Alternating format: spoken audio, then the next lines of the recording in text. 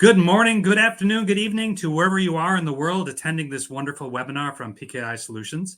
My name is Brad Butlick. Some of you do know me. The gentleman to my right or left, depending on which way your camera is facing, is Mark Cooper.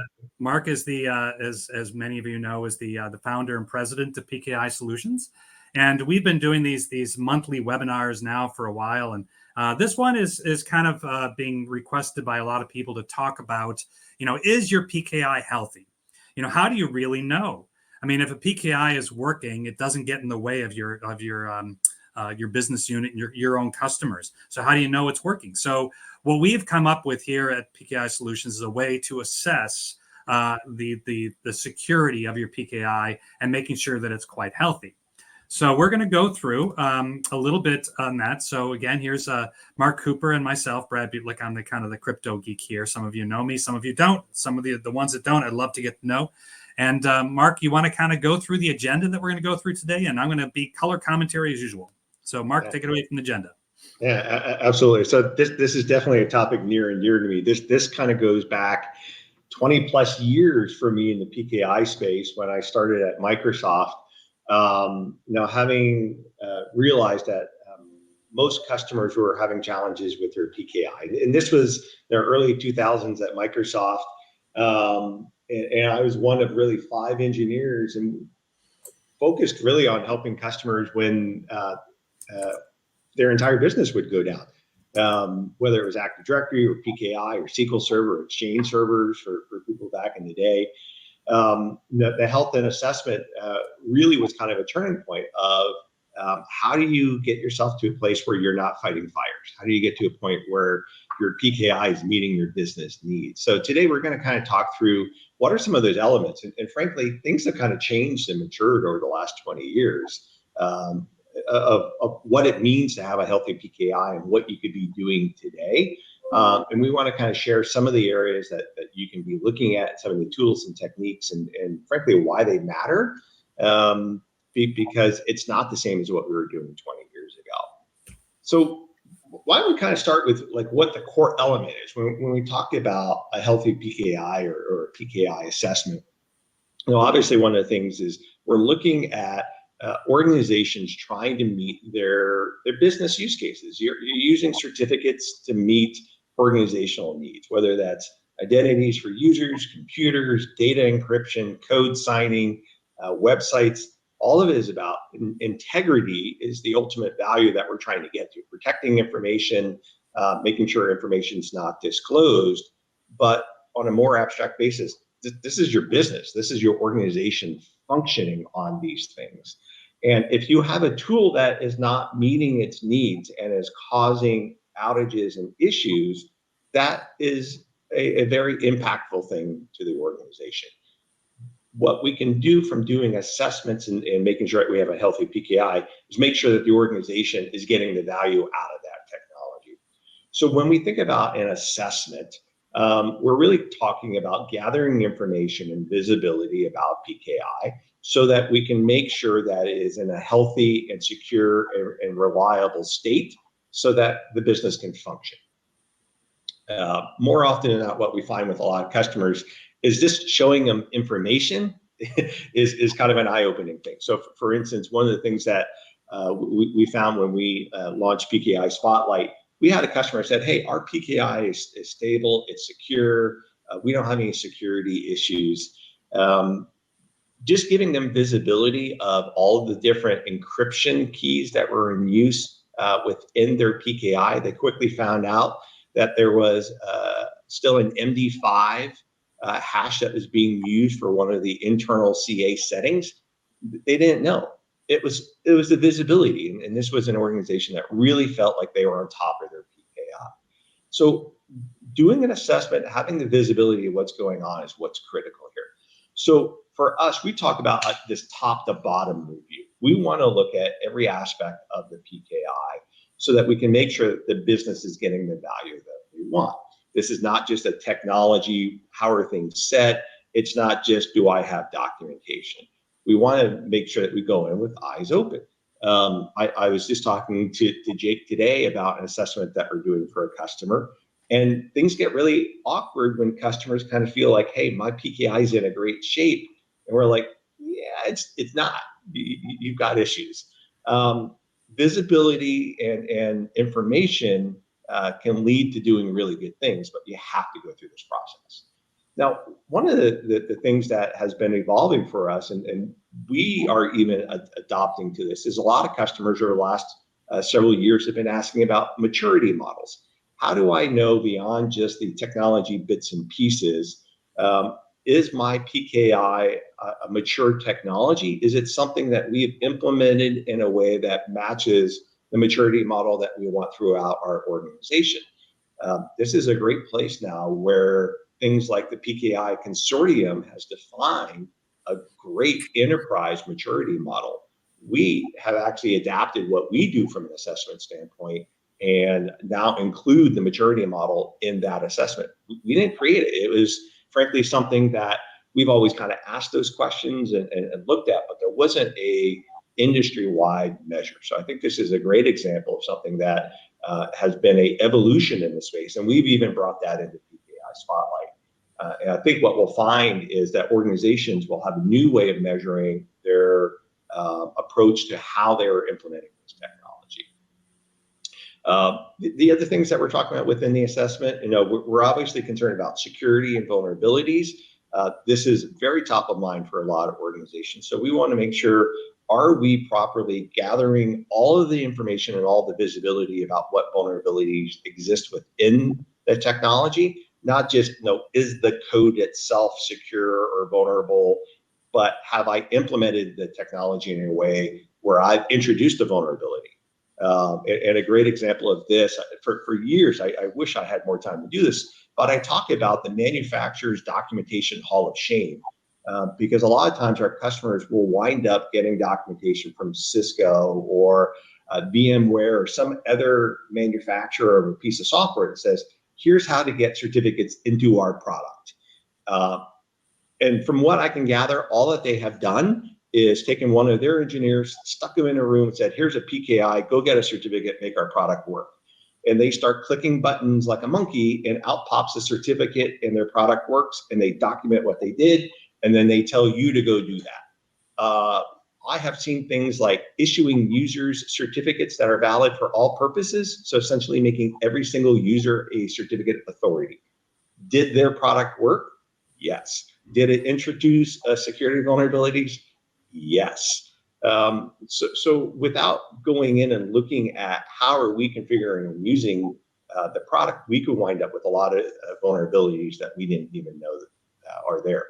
And then lastly, the other area I think has really kind of changed for a lot of organizations are questions around governance and real-time compliance. The downside to things like assessments is they are immediately out of date. So as much as I want you to do this and have visibility of your environment, the one thing you should realize, the moment that you're done collecting that data, everything you have is immediately out of date. Because the next thing that was issued, the next thing that was configured in the environment, that vulnerability could be introduced. A reliability issue could be introduced. You could be changing something from a best practice standpoint. So moving to a model of how do I keep this information up to date, we need to be talking about real-time compliance. How do I make sure that all of these assessment items are being looked at in real time? Mark, and also it depends on the training that's within an organization. I mean, if you've got a group of like a half a dozen people that are PKI aware, they understand PKI to a minimum point, and then they make an innocent change within the system that they think it needs to be made. But by making it, they're actually introducing themselves into a security risk. The system's operating, everyone's happy, the user base doesn't know that's anything's amiss, but yet there's that group of hackers that are actually targeting those types of changes. Yeah, absolutely. I think when you look at the maturity model now measures this, and when we talk about top to bottom, you should absolutely be looking at what are my resources and what are their knowledge when it comes to the PKI. If I have one person who is responsible for PKI and they own 16 other tools, yes, we have customers like this. They don't have any formal training on this. and they should have training on this technology that they're managing. I see a question from John here. He was asking, do red teams do penetration perform PKI recon? I just found out, Brad, you and Nick and Mike were just at GridSecCon in Minneapolis, and we had a pen testing company come up to you guys and said, one of our mutual customers, they were literally doing a pen test. And tell me if I'm getting the story wrong. Nope, you got it right so far. They were doing a pen test, and because they had PKI Spotlight, they got discovered in real time because they were doing this real-time compliance. They didn't run an assessment 12 months later to find out what they did. They got found out in real time. So, I mean, that's a game changer when we're kind of talking about an assessment, is a adversary who's coming into the environment and deliberately manipulating configurations, best practices, exploiting vulnerabilities. An assessment helps you 12 months down the road, assuming you do it then. Real time is where organizations are moving to today. So John, yes, absolutely, they're doing it, and organizations are starting to realize they have to have this kind of assessment and visibility more frequently, and not just on a annual basis. So why do these things matter? If we're talking about doing the assessments, we're talking about collecting this information, why does that matter to us? So one, we know that things like resilience, as defined by most organizations, is essentially, is the technology up and running? And as much as we like to talk about security and vulnerabilities, those are important elements. And for many organizations, those might be the top elements.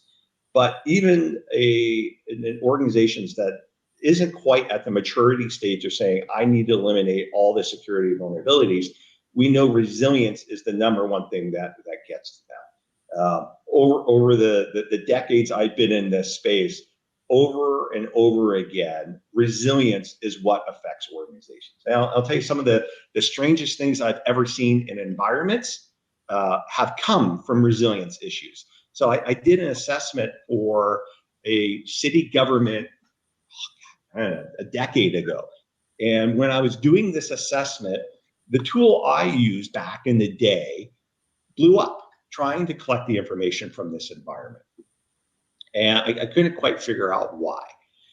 And I finally wound up having to go into my code, and there was a very unusual circumstance in this environment. And it turns out that actually the CAs had all expired many, many years ago, had gone undetected for a little while. And then to fix it, they started ignoring revocation checking because the entire environment was down. They turned off all the revocation checking. That didn't solve it. They eventually figured out that they needed to renew their CAs. So they renewed their CAs, and things have been running ever since. Well, they forgot that they had turned off revocation checking, and they didn't turn it back on. So if I recall, it was 5-6 years that they have been running with all of this revocation checking turned off, which meant essentially any certificate that they would have ever needed to revoke would have just been completely ignored and would have been considered valid.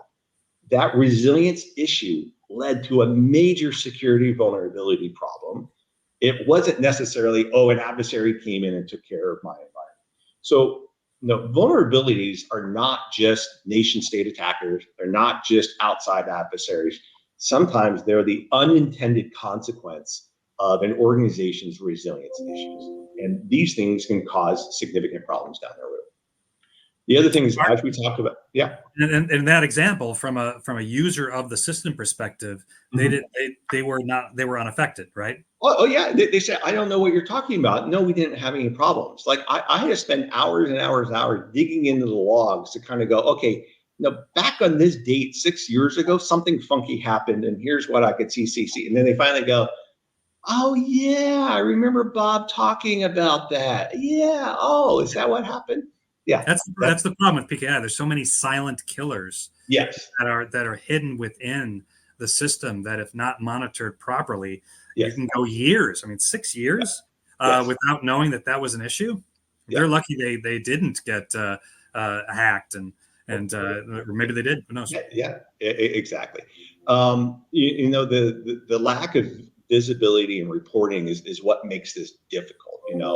Some organizations will point to it and say, hey, my PKI certificates are getting issued, my firewall is working, my domain controller is not complaining, pat themselves on the back, everything must be good. To your point, kind of that silent thing, there's a lot of things that can really be happening inside of the PKI that without the visibility, you don't understand the resilience thing. You could be marching towards that cliff of your PKI falling apart in the middle of your busiest retail season. You could be walking towards a point where a vulnerability is there year after year after year, and you've been lucky that no one has taken advantage of it. These things are oftentimes very easy to remediate once you see that. Once you have that visibility, it makes all of the difference to these types of things. I will also tell you, why does it matter? I can tell you that in 20 plus years, I have yet to ever see a single PKI where I've gone, my job's done. There's nothing good that needs to be done here. It's all in a great shape. Every single one of the PKIs I've seen, I did one for a large auto manufacturer years ago where I was running the tools, I was working on a report. God, they really had everything put together. They were doing a great job. Like I was starting to question what my value was at that point. And mind you, they were putting a certificate into every car that they were manufacturing so that they can send software updates to the head units. This was an integral part of their business. And it wasn't until I started looking at how they configured one small little thing. And it was a missing little variable on how they were naming their revocation information in their CRLs. And they had hard-coded some file names in there. They were weeks from performing a CA renewal. It would have essentially stopped every certificate that they had already issued from functioning. And it was the first time I was ever in a meeting doing an assessment report where I said, oh, by the way, here's this thing. It's really kind of significant. It hasn't hurt you so far because you haven't done a renewal yet. And you're weeks from doing it. It's the first time I've ever had a customer actually get up in the middle of a meeting and go off and tell somebody to go make a change because it was that significant. Again, it's been there for years. And it wasn't until they had the visibility, until they made the effort.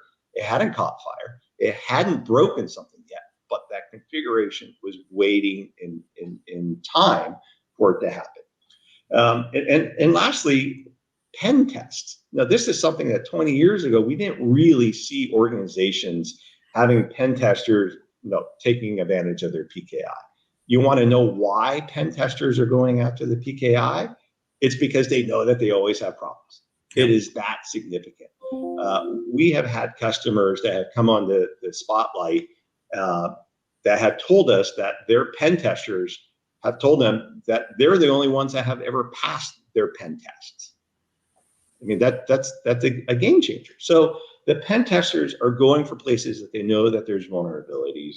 And if they know that every customer has a PKI and if they're vulnerable, guess where they're going to go? They're absolutely going to go after that because they know where the adversaries are. So what's the impact? Why should you care?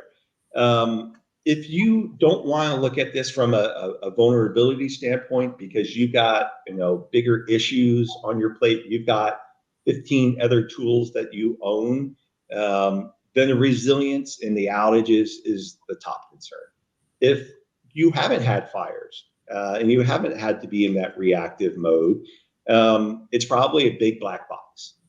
And that PKI someday is going to have an issue that if you don't have that visibility and you're not doing assessments, will cause a disruption. I don't know that I've ever gone into an environment who has been able to say, I haven't had any problems with this in 20 years. And I said, if they did, I said, great. How confident are you it's going to be that way tomorrow? And what are you doing with it today versus yesterday? So we know that neglected PKIs, these are the ones that aren't getting assessments, aren't getting real-time visibility. they were built by somebody else and somebody else has inherited it.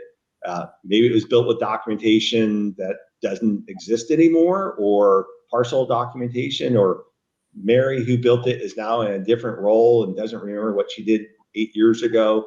The PKI that just functions and nobody kind of owns and has much history, that's a neglected PKI. From what I've seen, PKIs that are like that, there's a lot of them. They're essentially just waiting day by day to get replaced. They're on a decaying process. The well-defined, documented, managed, assessed environments, those are the ones that last decades. There's a funny little anecdote I want to insert here. I've attended a number of the sessions that our engineers go through during our assessments, and we typically do them remote, where we ask the customer to bring up their PKI screens, and our engineers will say, okay, click on this link, click on this link, click on that link, or click on this. And it's funny how so many of these customers, they've never clicked on certain portions of their PKI screens because they're afraid that if they do click on it, something is going to happen and the PKI is going to collapse. Yeah. So it's more, the neglect is also in the fear of actually investigating certain aspects of their PKI because they're afraid it's gonna affect the operational status of it. So it's fun to actually see these customers click on a link that they've never seen before, and to go to the page behind the link and extract the information that they've never known exists. And then they get more comfortable with the system, and it becomes less neglected once they actually are more comfortable that any action they take isn't going to bring the system down. Yeah. That's actually quite interesting. Yeah. So, the organizations that treat the technology as one that needs investment, that their staff is trained, that they're getting visibility, they're doing these assessments, have greater confidence in what they do with the technology, but also how they function afterwards. And all of these things are things that people can do today. Like you can easily go through your environment and look to see how things are set in the registry, how they're set in the UI, and figure out what maps to best practices. You leverage what you have. This isn't there's only something that an outside company can do. From an assessment standpoint, this is visibility of your environment. We want companies to make sure that you don't ignore the technology, you don't take it for granted, because these things do lie in wait.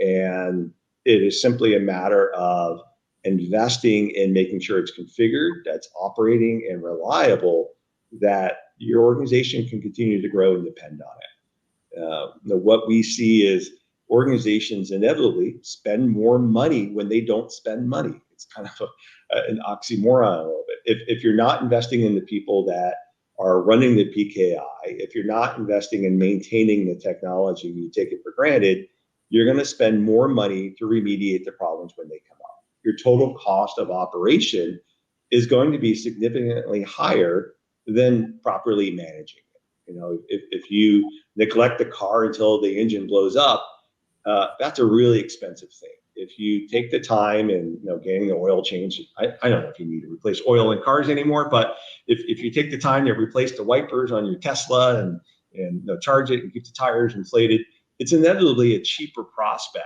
than what we tend to see organizations. They take this technology for granted. They won't invest the time to go and do this assessment. And every single person attending today, and everyone that watches this in the future, the moment this webinar is over, you could go off and start doing this in your environment. Invest the time, invest the effort to get that visibility, so that you're not in a place where you're having to go to your CISO and say, hey, we need a bunch of money because we got to remediate this or rebuild this or replace it or do something. Start making this a priority in the environment. So what are some of the practical things that you can do today? You can start, if nothing else, start creating a baseline. What does your environment look like today?